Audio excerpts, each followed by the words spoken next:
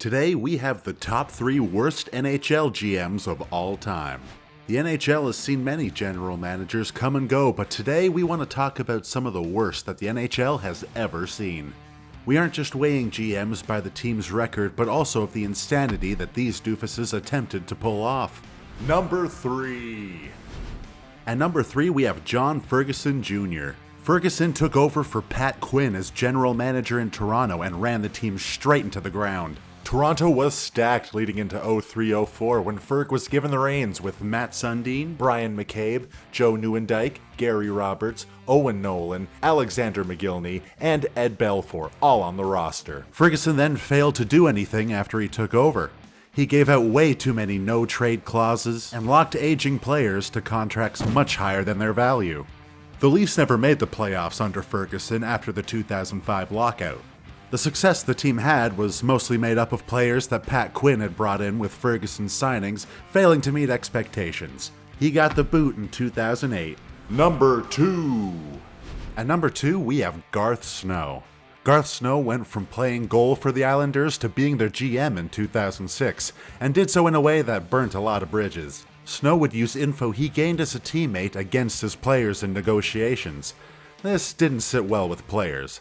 Garth had some winning seasons with the Islanders, but he makes this list because of the stupidest move by a GM maybe ever. Garth signed Rick DiPietro to a 15-year, $67.5 million contract. Rick is not only one of the biggest draft busts, but he's also a recipient for one of the worst contracts ever.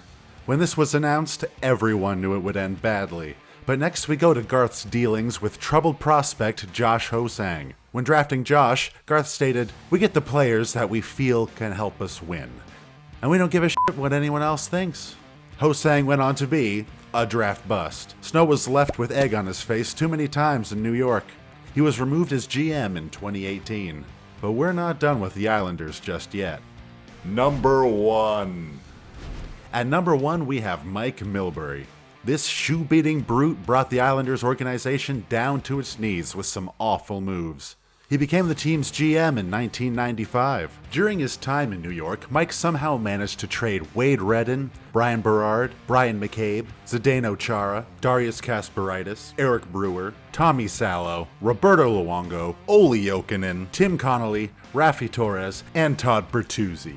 Those names added together would make for a very competitive team.